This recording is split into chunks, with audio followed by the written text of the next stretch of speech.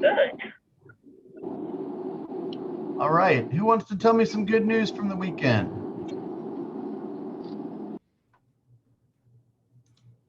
Don't be bashful. I'll share, Bill. I can always count on you, and I just want to let you know how much I appreciate that. All right. Tell me something Thanks. good, Markia. Potentially have two listings in Ellenwood. Had good conversations with the sellers. Both have renters inside that will be out by the end of the month. And also helping someone find a home in Macon that I just talked to yesterday. So Okay. So good wait, real estate. before we get to the listings, tell everyone where those listings came from. Where did you find those people? Really referrals. One is one of my boyfriend friends, and the second person is one of my aunt's close friends. She know that I'm in real estate, and the guy, he's like from Barbados and just have a rental here, and so she thought of me, and yeah, she pretty much gave me a referral. Nice. So let me ask you a quick question. What's easier, receiving a referral or chasing down somebody you've never met? Receiving a referral. I would agree with that, right? Great job. Yes. And let's just give you some public congratulations for having two closings last week. Great job. Thank you. All right, who else wants to share some good news? Who had a breakthrough, or who is maybe in bold and start thinking about different stuff differently, or was able to eliminate a habit that's not helping them, or maybe create a habit that has a shot of getting them closer to their goals. Anyone want to share anything like that?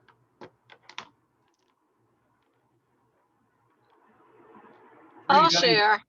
Okay, Drew, I'm coming to you next. Think of something. All right, Donna, you're up. I have kind of had a shift in mindset. I am coming more from a place of contribution, which I have been trying to do all along, but I think I'm much more relaxed now because I'm not thinking so much about working really hard to get a client. I'm coming more from a place where somebody out there needs my help today, and I'm going to find them so that I can provide the service that they need. I love that. I love that attitude, because as you go about your day and you haven't found them yet, right? Then you just keep looking, right? And you keep digging for either people you either know or people perhaps that you don't know. And the goal is, who can I help today? Wake up and you say, hey, who can I help today? Somebody needs me. Left to their own devices, there is somebody out in the marketplace that will choose a poor realtor because they didn't know me. And as a result, they will, leave money on the table. They will take chances that they wouldn't have to take. They're open themselves up to risks that you could have helped them avoid. I love that attitude. All right, Drew, 1 week into Bold. What's on your mind, sir? I think what I would have to say is it's the sheer number of things. So just like in Bold, you have to make 100 contacts, add 25 to your database. I feel like it makes it easier to hear that no from people, because you know that it's all about the numbers, and you know that there's going to be, 100 no's, and you'll find that one yes in there somewhere. So I think that's what Bold is really trying to get through to me, is like, don't become emotionally attached to every conversation that I have. Yes. Because then I'll just end up disappointed and, not motivated to make that next call. Yeah, sometimes I've been in training classes before where instead of counting the yeses, like the conversations, we did the exact opposite, and we counted the no's. And we would win prizes and stuff based on how many rejections we got, right? It's just to give you your brain a different perspective of approaching the situation, right? If you get rejected a bunch, then you just say, hey, you know what? Let's keep trying. No big deal. I'm learning every time, and I'm understanding that, like, I got rejected, and then I went on to the next call, and I'm still okay, right? And they're not rejecting you, like your person, like what you stand for, like your value system. They just don't need a realtor right now. And that's okay. Okay. Anyone else with a burning desire to share before we let Candace take over? I had one thing Yeah, that, please. again, it's the mindset shift, or how do I talk to these people that I feel like I've talked to a lot of people and no one, they're either not selling or they don't know anyone or whatever. And so I was speaking to someone I know the other day, and she's like, I'm keeping my ears out for you. I said, well, is there anyone you know that, because she's talking about someone that's moving in near them that she's not sure about them. I said, well, is there anyone near you that you'd like to move? She's like, yes. She goes, actually, these people that live next door, we don't like them. If you could get them to move, I would love it. And so I said, well, tell me about them. And so she gave me their name and their address. She said, they're empty nesters. They live in this big house. They don't need to be here. Like, they have a house in Florida. So anyway, she gave me their info. I said, well, I'll write them a letter. She's like, if you can get them to move, I'd be so grateful. So I got to tell you, I've not heard that approach, but I love that. Yeah, that is brilliant. And then you just write them a note that says, hey, home values are higher than they've ever been. You might be able to sell your home for more than you ever expected. Well, and that's what she said. She said the guy said, I'll never get my money out of this home. And that's why he hasn't sold it. Because she said it's one of the more expensive ones, I guess, in the neighborhood. Yeah. She's like, but it's 10,000 square feet. What do those two people need with all that space? And I said, well, this is probably the one time he could get rid of it. So I'm like, I'll write him a letter. We'll see. So I love that. Here's a good question in the course of that conversation, if it comes up, it's like, have you thought about, when was the last time you thought about moving? So have you thought about moving implies that there's a good likelihood that they have not thought about moving. If you ask the question a little differently and say, when was the last time you thought about moving? Or if you were to move, where would you move to? That has some presupposition to it, right? We are presupposing that moving is on their radar. And if it's not on their radar, or it has not recently been on their radar, then they say, maybe it should be on my radar. You follow that? So when was the last time you thought about moving?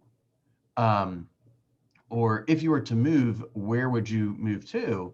Those are great questions to kind of plant that seed of, maybe this isn't the ideal place for me and my family to be right now, right?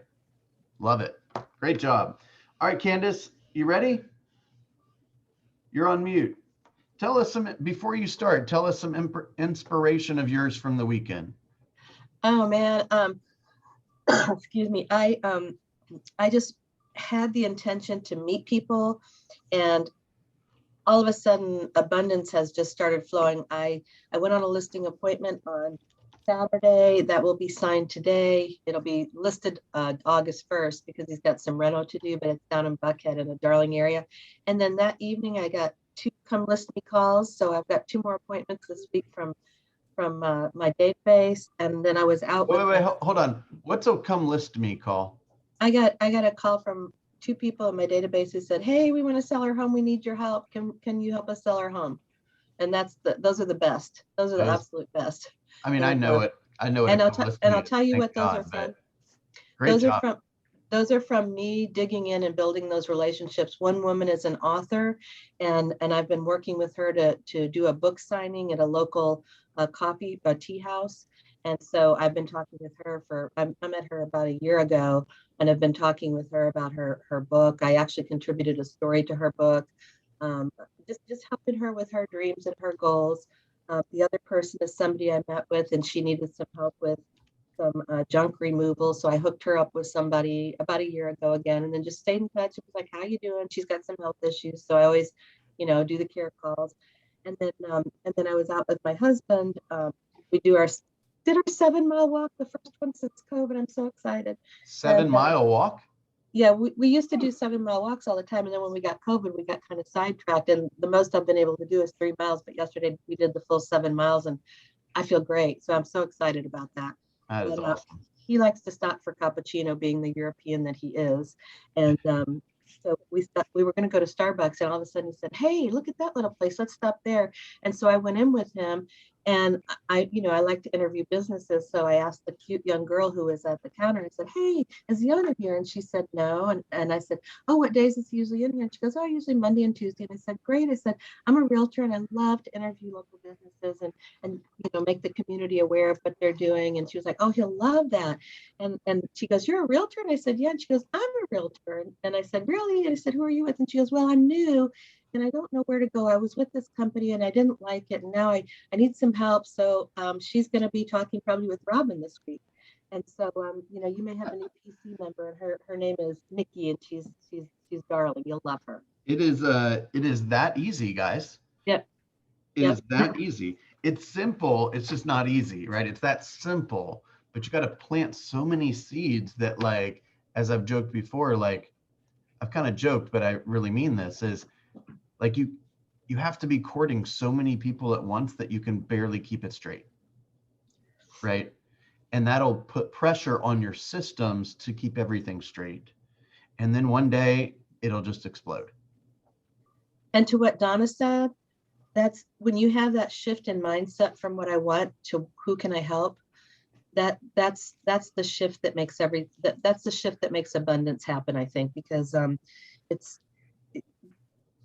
it just means that everybody you talk to, you care about, and they have a story.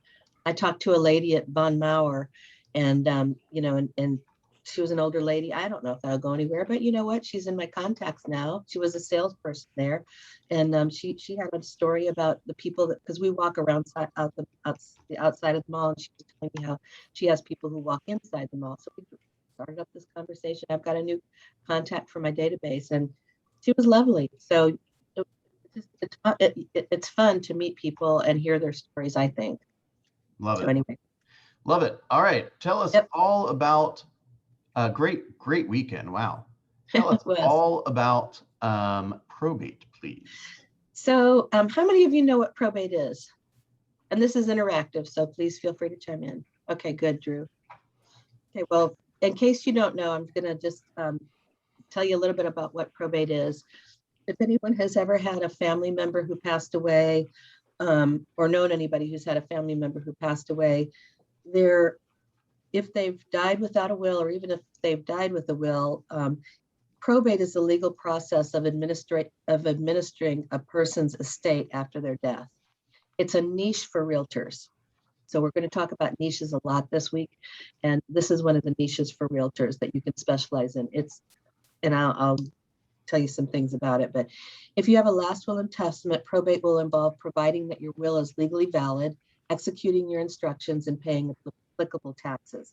If there is no will, the probate court will rely on your state's, it's called intestate law, to figure out how to distribute the person's stuff. A lot of times that part of that stuff is a home, and that's why it's a niche for realtors. So the probate process, so there's a couple of myths around probate. Probate process doesn't have to be lengthy. It depends on how complicated the will is. If there's only a home to sell and there's not a lot of debt, it can go pretty quickly. Also, it's not that expensive. It is important. About almost 100% of the people end up getting a probate attorney. So that's what we're going to talk about a little bit too, how to partner with them. And the only time it's lengthy is if there are family conflicts. So, and some other complications, but typically it can be a fairly easy process. So here's the process. First, there's an appointment of an executor or an administrator. Now that can be already named in the will, or if it's not, it's typically, it's usually a closest relative, and mostly they work without pay, and it's a lot of work. So when we can help them, we're really coming from a place of contribution. That's a pain. I want you to make a note of that because that's a pain point that we can solve, right? Then the property is appraised. Summarize that point, if you would, please. Okay, so the executor is oftentimes a relative who is working without pay, and sometimes there's a lot of work to be done. So when we can help them, and I'm going to get more into that, when we can help them with what needs to be done, that's a pain point that we can solve and where we can provide value. And I'm just going to say this up front. Probate is not probate's, if you decide to specialize in probate, it's rewarding, but it's also a lot of work for you. So just be prepared for that. So the second step in the probate process is that the property is appraised. The third is that the property is listed, hopefully with one of us, and it's advertised on FMLS and GAMLS. Then the offer is submitted to the court to verify the deal. The estate representative does this through their probate lawyer. Then I'm going to post these notes in the PC help as well, so you'll have these for reference. A future date is set for the deal to be finalized in the court if all parties agree. And when the property comes with an offer that was approved, a notice of planned actions is sent to all or any heirs to make sure that they're okay with it. So for instance, I have a listing that's under contract right now, and it's small tear down listing, like 55,000. But the husband died about 10 years ago, and the wife thought she had probated the will. She's elderly, and she didn't probate the will. She did some other things related to getting his estate settled, but she did not probate the will. So we are under contract, but she cannot legally sell the home until it's probated. So she had to write physically all the heirs and see if they wanted any part of the proceeds of the sale. Unfortunately, they didn't. So now we're just waiting on the letters. It's called letters of administration for her to be, for her mom to be, or her, I'm speaking of the mom, to be able to sell the home. So that's part of it. And the heirs have 15 days to present any objections and to examine the notice.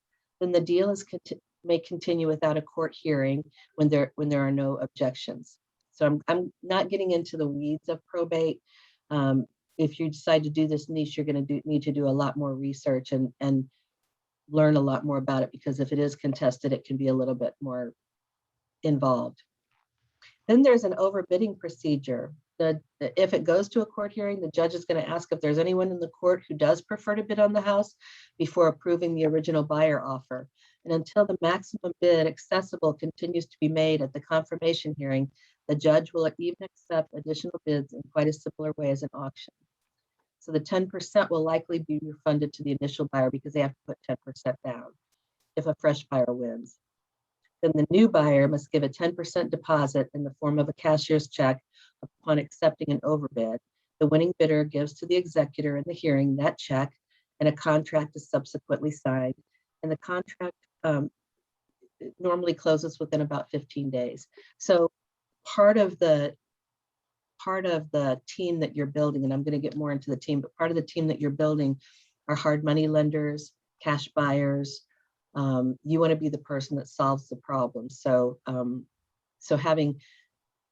if you put it on FMLS and MLS and you get an offer, and that offer for some reason isn't accepted, you want to have plan B, is where I'm going with that. Okay, then there's something called a living trust. And the living trust it streamlines the system, and it's much easier to sell a property that's in a living trust rather than a property that's in a will. That's something, and I'll get into that. That's something we can help our clients with as well. So, okay, now this is where I know you wanted me to go. This is finding the leads, finding the probate leads, and how to create a service roadmap. So this is the first one, is working with trust and probate attorneys.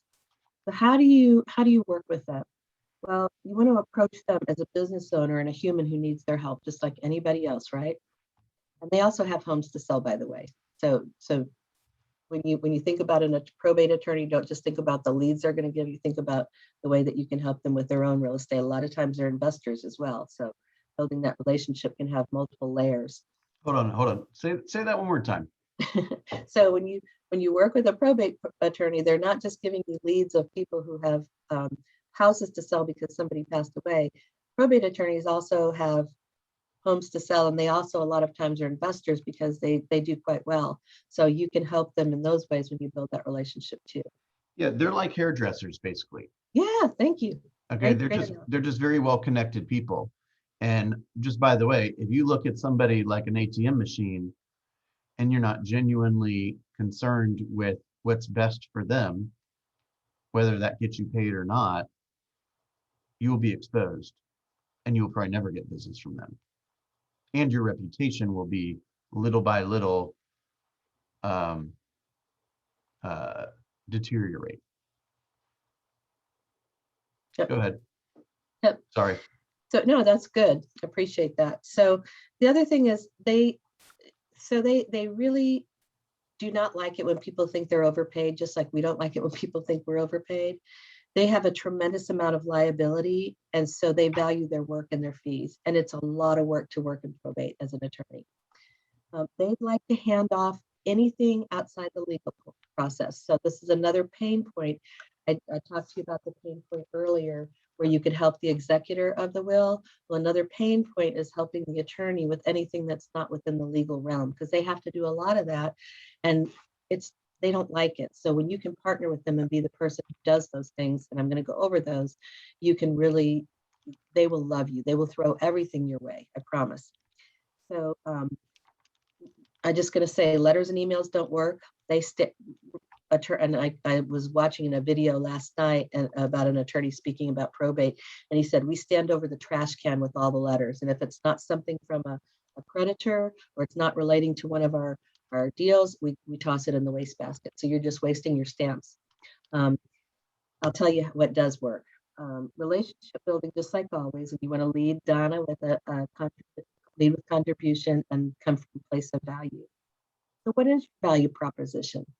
These are some of the services that you can offer. You can help, and these are some of the things the attorney doesn't want to do that he would like for you to do. So if you put this in a value proposition, you'll be the favorite probate realtor ever. So first of all, you do have to know what you're doing. So you need to research a little bit, learn about it. There are certifications. There's a certification that you can get as a probate specialist as well. So help the family with personal property inventory. That's something that has to be done. Help to arrange the inventories, appraisal of the inventory, estate sale, junk removal. So those are 4 team members you can have. There's a place. You want to help arrange the inventory. You want to help with the appraisal of the inventory. You want to help arrange the estate sale, and you want to help with junk removal. So those are 4 team members to add to your team. Who would be the team for like appraising the inventory? Can you go into a little bit more detail about that? So there's all kinds of estate companies around here. One of them is Everything But the House. If you go on their website, Everything But the House, they'll come into the house. And if you Google estate sale companies, you'll come up in Georgia, you'll come up with a bunch. And what they do is they actually go in and they inventory everything, and they appraise everything. They tell you what's junk, what they can sell, and then they actually hold an estate sale. So and I would recommend that every time you see an estate, or not every time, but if you're out on a weekend and you see a sign that says estate sale, drop in. You'll get an idea of how they're run. So getting the house ready for sale, that's something that's in our wheelhouse all day long, helping people get the house ready for sale. A lot of times, and I'm not saying every probate is an elderly person, because certainly tragedies can happen to anybody at any age, but getting the house ready for sale, especially if it's been lived in for 30 years and nothing's been updated. We have our vendor partners to come in and do some renovation, do some painting, freshening up, maybe a kitchen. We also need to be able to present the family, if they really want to just get rid of the property, with something like Keller offers, where we can go in and present them with a cash offer and they don't have to do anything. Because a lot of times there's a lot of pain involved, and emotional pain, and they don't want to have that stress on top of the stress of losing the loved one. So having the Keller offers or a cash buyer as a backup is a very helpful thing that you can offer. Remember, the realtor is a core team member. We're really orchestrating a lot. Communicate. So if there are children, maybe you need to communicate with a social worker to help. This is a different thing. But you maybe need to communicate something with a social worker to help somebody get into a better. Go ahead.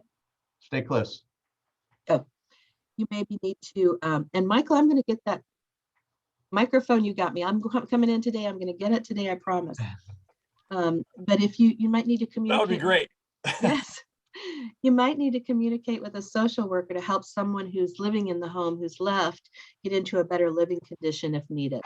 So social worker, one of your team members. And some of you have contacts. Donna, I think you might probably have contacts, right? Yes, absolutely. Yeah. So We might need to have senior services. I have a friend who specializes in senior services. If anybody decides to specialize in probate, I'll be glad to give you her information. She helps people. So for instance, if one spouse passes away and the other spouse isn't capable of keeping the house up, maybe the spouse who passed away was taking care of the spouse who's left, that spouse might need some help with senior services. And the family needs help with that as well, because that's a double whammy, isn't it, of pain. So if we can provide that, that's a huge help and a huge, I mean, this is a rewarding place to be. It's emotional and it's difficult, but it's also very rewarding. We can help with moving services. We can help with CPAs. The family might, I mean, say the home is worth a lot of money and the family all of a sudden has, $500,000 free and clear because the home was paid off. They need to know what to do with that. So they need a CPA. Investment advisors. And this is a point, the attorney and the realtor should feel like a team. So they're doing the legal things and you're doing all the non-legal things to help get this family taken care of. Typically the same things that are valuable to the family are valuable to the attorney. And then here's an idea. So if you can't write letters to an attorney, a lot of them aren't set up for drop-ins. How do you get with the attorneys? Well, there's a couple of ways. So go through your database, find out who needs an estate plan. And here's a hint, just everybody does, right? Everybody puts it off because it's not fun. So go through your database, reach out to them and say, hey, who would like to have a little bit of information on estate planning? And then refer them to the attorney and call the attorney and say, I've got some people in my database who need help with estate planning. And that probate attorney would rather help them ahead of time so that they prevent a lot of the hassle that comes with not having a will, not having an estate plan afterwards. So talk to your database and then hook them up with an attorney. And you can call the probate attorney and say, I've got this group of people. This is another idea. I've got this group of people. They're going to come into the Keller Williams office. We'd love for you to come and talk to us a little bit about how to make things easy. And then invite them, bring some snacks and things like that. You'll be their go-to person forever. And I'll tell you why. And that's because attorneys cannot solicit business. So we can do that on their behalf, right? They need us. I hope you write that down. They need us and we can help them get business that they can't naturally access. That's an interesting law. I never knew about that. Yeah, they can't, when it comes to estate planning or anything like that, they can't solicit business. That's why they used to do seminars in restaurants, because that's educational. Interesting. But they can't call somebody and say, hey, I can help you with your estate. Well, I can promote the hell out of that. Yes, exactly. It's exactly these moments, guys, why you should hang out on these calls. You're not going to value every single millisecond, but you're going to get an aha that could change the face of your business.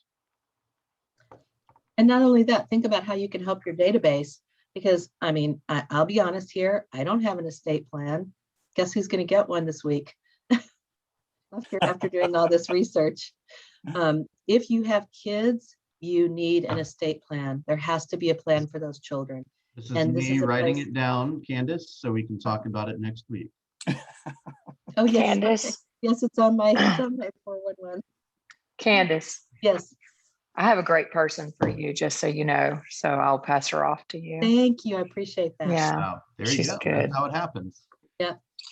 But so this is a conversation. If you're with other parents at school, you can talk about, hey, I have this great estate planner, or I have this, and the estate planners and probate attorneys, they all are networking together, right? So you can say, I have this great estate planner, I have this great attorney who can help you with the will. If you haven't already got one, I just got mine done. Lead with example, of course. You're not going to say, you need to do this and I didn't do it, but lead with example. And you can also build your database, your contacts in that kind of a consultative way. And then you can reach out to them and say, hey, I'm putting together this event and this attorney's going to come. He's going to answer all the questions. You can book an appointment with them after. And I can promise you that will have more results. The attorney will love you for that, rather than saying, hey, I've got so-and-so, I gave them your name. Well, people never call when it comes to doing a will. I mean, that's like It's like, That's like even less likely than passing your real estate card out to somebody and expecting it to yes, work, right? The only yes, thing that is less likely to be successful is if you do that for an estate planning attorney.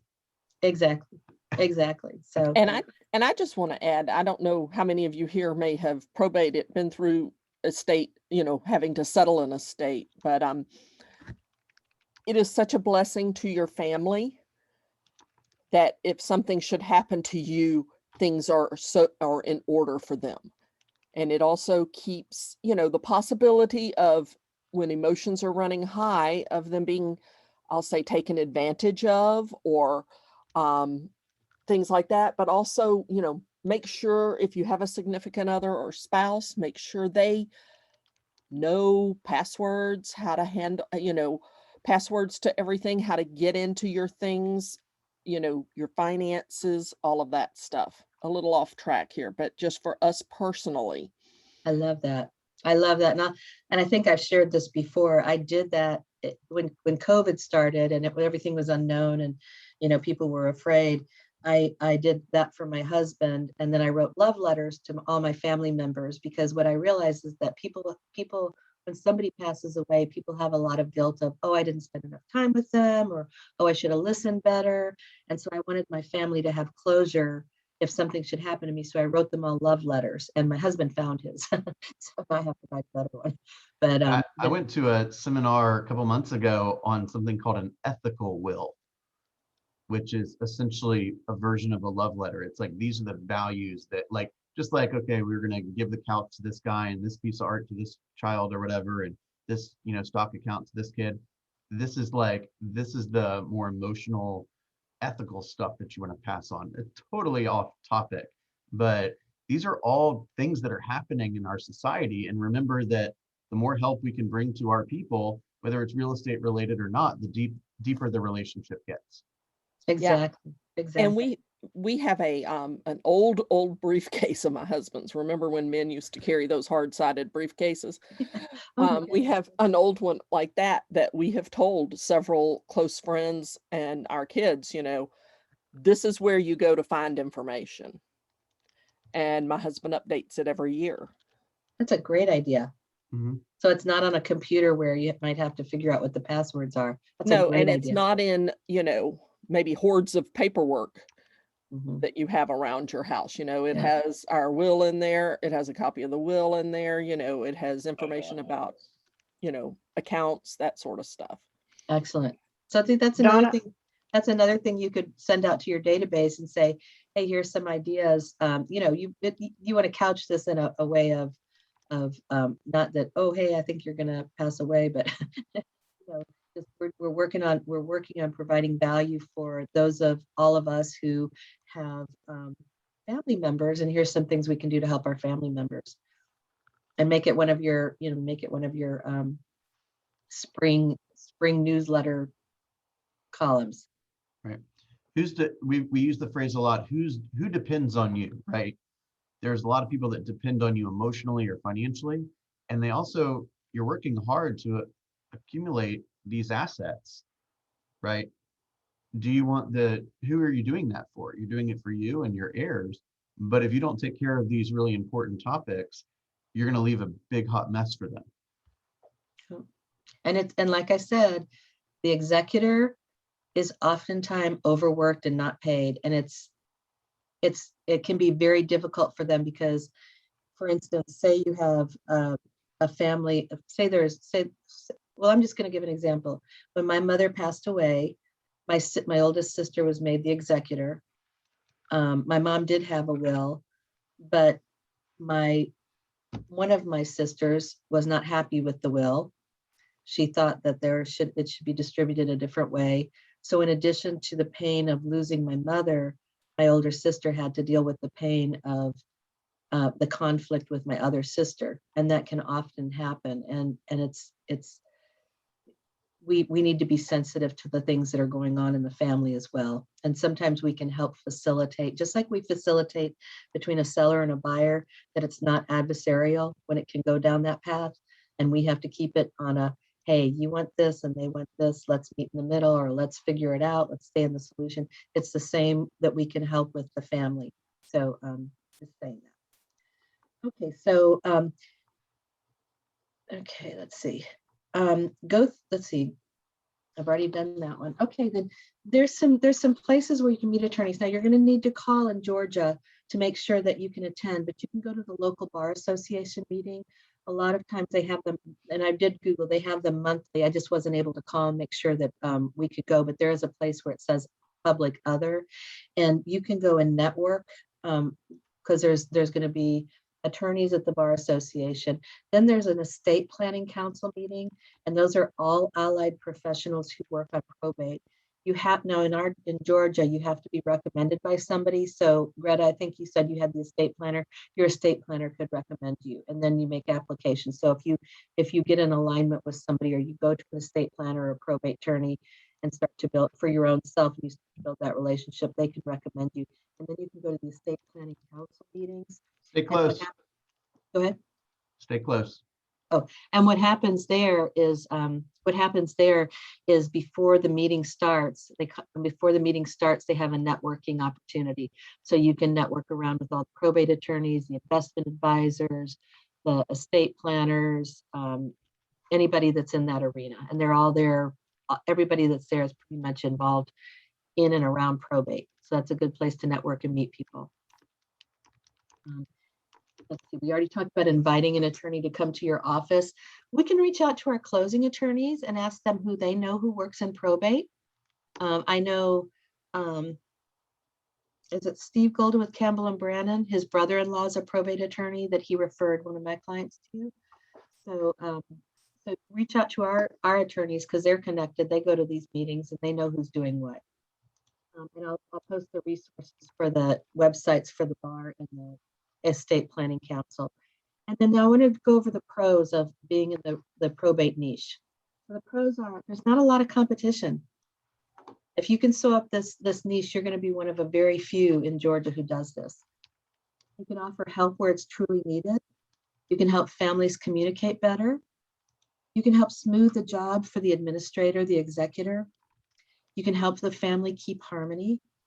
You can help the family navigate through a painful period, and you can make a lot of commission income. Cons, it can be a lengthy process if it's a complicated probate. You can get jaded because there's sometimes the greed comes out when there's money on the table and everybody wants a piece of it. You're dealing with high emotions and sometimes negative emotions, just like in the case of divorce. And you can be the outlet for anger, frustration, and conflict. So if you're going to have to, this is a niche for somebody who's caring but thick-skinned. Let's put it that way. So then I'm going to go over some terms that are important for you to know, and I can post these in the chat, Bill, in case you want to wrap up right quick. Or do you want me to go over them? Let's do like another 5 minutes, maybe at the most. Okay. So the terms are the decedent, and that's the deceased person whose estate is going through probate. The executor or personal representative, that's the person in charge of carrying out the instructions of the will, most often the family member we talked about. The administrator is a court-ordered executor, and that's if somebody dies without leaving a will. Intestate means a case where somebody dies without a will. Intestacy, state laws determining how to distribute such estates when there's not a will. Letters testamentary, that's a document from the probate court authorizing the executor to start carrying out the will. That's what we need to see in order to be able to sell the house. Notice of probate and notice to creditors. Notices that the executor has had to submit in writing to heirs, interested parties, and creditors. And then a small estate affidavit, summary probate, or summary administration. Those are documents or processes that can allow you to skip or shorten certain aspects of probate, like distribute the property without a lengthy court process. And that's estates below a certain value, depending on your state, are eligible for this. So for instance, that little tear down I was talking about, 55,000, that one's eligible for this. So they didn't really have to get an attorney. They actually were able to just go to the probate court, and it was a very simple process because it's just a $55,000 estate. So that's pretty much it. And I wanted to say, and I forgot what it was. Stay close. There was one thing I forgot to say and I forgot what it was. Well, let's give everyone just some real practical like steps forward. If this is something, you know, by the way, I don't know if you would agree with this, Candace, but I'll say it anyway. Like, what I would not do is like drop every other form of lead generation and go try to be an expert in this, right? Slowly build your network or quickly build your network, and then start to pursue this if this is something that interests you as one of several pillars of lead generation. But if somebody decides that, hey, this is something that I'm curious about, that I want to move forward, that I want to create some progress on, I know I'm kind of putting you on the spot here, but what are some of the very first things that they can do so that they can feel like they're getting some traction? So so what the attorneys say is, if you're going to start courting attorneys, they want to know that you know what you're doing. So you're going to have to learn about this. You don't necessarily have to be certified. And there's a resource. And I wanted to go over some different ways you could get leads for this as well. And Bill, I hope this is answering the question. But you can purchase leads. You can also look at Facebook life events and ads. A lot of people will post when somebody they love has passed away. And you don't want to reach out to them right away, because probate can take 6 to 8 months. So you want to be in that sweet spot of about 6 months. People are still in a lot of pain, but it's not so close. And 9 months is even better, so that you're not just jumping in going, oh, I'm going to help you sell your house and I'm going to make a lot of money and da da da da da. And you know, that comes off very insensitive. You can also, probate records are public I'd say record. I would add a couple of verbs to that, or adjectives, or whatever it is. That's beyond tacky. Yeah, exactly.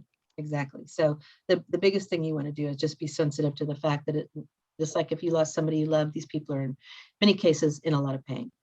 The probate records are public records, so you could hire somebody or you could go to the probate court to find probates in your area. You have to, didn't have a chance to research how to do that, so you'll have to research that.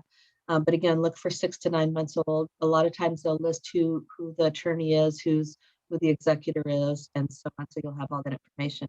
And then you could co-brand a checklist with the attorney, with everything the attorney can do for them. So just like we co-brand marketing materials with Shelter, you could create the marketing material of here's a probate checklist, and then make sure the attorney is branded on it and you're branded on it, and then send that out as well, or post that in Facebook. If you need help with probate, here's a checklist for you. There's a company that, now they sell leads, but they also are very, very informative, and they have a lot of videos on YouTube. And the name of that company is called All the Leads. And I'll post that in there as well. So if you go to YouTube and you Google anything about probate, that's where I got the content for this class, to be very honest. I have a little knowledge of probate, but I knew I needed to present in a better way than the knowledge that I had. So I went on and I researched. And I'm just going to say this as a caveat. We've talked before about how before you go into a listing appointment or before you go up, work with a buyer, it's important to research and know as much as you can about the area. You can do that with just about anything. So if you go on YouTube and you pull up working as a realtor in probate, you'll have numerous videos that you can watch, and you'll learn a lot more about it. And to what Bill said, if you're going to specialize in a niche, that doesn't mean that you can't work outside of it. It just means that that's going to be one of your areas of specialty. Just like I have new construction and active adults. I don't always work active adults and I don't work new construction, but I do have the expertise in that area. So that's all I have for you today. Do you have any questions? I have a question, Candace, about taxes. What do you know about, let's say it's an elderly person and they have that senior homestead exemption and they pass away and no one does anything, and the house is still in that elderly person's name, but someone's paying the tax bill every year and it's a very low bill. What happens when they decide it's time to sell it? Are they responsible for back taxes since they were getting a reduced rate for the senior? So that's a really good question for a CPA. I do not know the answer to that. I know what my common sense tells me, but law doesn't always follow common sense. Right. So My let me know. common sense would say that, actually, my common sense would tell me to go talk to an attorney. I'm busy. I'm lead generating. That's somebody else's forte. And I'm asking because I know of a couple that are in a couple of homes in that situation where the owner has been passed away for several years, but their names are still on the tax records. Mhm. So I just, I'm curious because I want to have that information when I approach the families. The information that you would have is, I'm here to help you with all your real estate matters. And there's gonna be a lot of other people that there's a lot of other specialty helpers that'll be necessary here. And I'm gonna connect you with all of them if you don't have a relationship with them. So, hey, this is a question that there's a lot of, there could be a lot of different anomalies in this situation. I wanna make sure I get you the perfect advice. And can I just, this is exactly what Candace was saying, which is not a lot of people want to talk about this, right? How this has happened for 3-something years, several years. These people have not woken up, or they've woken up and said, I'll deal with it tomorrow. Not going to deal with it today. This is very sensitive stuff. Okay. And that's why it's really helpful for us to come in. Like, it's not that these people don't have Google and they can't make a call to an attorney and ask the question. It's just so painful to do it. You see what I'm saying? And so they need somebody to come in here and basically take all of their problems away and let them mourn, and we deal with everything else. Does that make sense? And this is where, we think of our team as being our transaction coordinator, our marketing specialist, our admin partner, but our team really is, if we're really going to provide value to a lot of people, our team and one of our important team members is our financial planner and our CPA, not just for other people, but for ourselves. So when you're building your team, make sure that you're interviewing those people as well, and getting recommendations from other probate attorneys CPAs who have dealt with probate, know what they're doing in that arena, and then add them to your team list or your vendor list. Awesome. All right, guys. Don't forget, we've got a couple of really cool. Thank you, Candace, for all the preparations, all the time you took to get all this stuff organized for today. Very much appreciate that. Wanted to remind you about a couple of events. So because of Bold, we're going to be doing the Growth Mastermind on Wednesdays at from 8 to 8:30. So if you would like to make that change in your calendar, it'll be that way for the next 5 weeks or so. Julian Harris is going to be teaching a class on Vulcan 7. So if you are not familiar with the site or don't know how to manage the data or extract the data or what to say or any of that kind of stuff, from 11 to 12 on Wednesday, Julian Harris, one of our agents, PC agents, is going to be leading a little session on that. And the launch mastermind this upcoming week will be same time, Friday from 12 to 1, Friday from 12 to 1. Please don't forget, tomorrow is the 15th of the month, which means you should be doing some serious consideration on how your business has performed this month, and have an honest assessment of, if I continue to stay on the track I'm on, will I achieve what I am setting out to achieve? Or do I need to run a different play in the second week of the month or second half of the month? Make sense? Very few people have posted their numbers, so I'm going to kindly ask you to take a couple of moments, and I don't care if the number is 0, just put it there, okay? Take a minute or two to update your numbers so we can track what you're up to. And don't forget, I'll send out the week at a glance today, but please also remember that Candace has openings on Monday and Tuesday for one-on-one appointments. And I just want to encourage everyone to read through the commitment letter. It's been included for the last 2 or 3 weeks on the weekly week at a glance.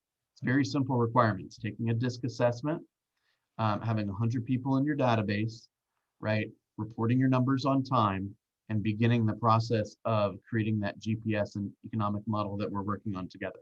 So if you're not in one-on-one coaching with Candace, please take a moment to get prepared to earn that right. Okay. Y'all have a wonderful day. We'll see you soon.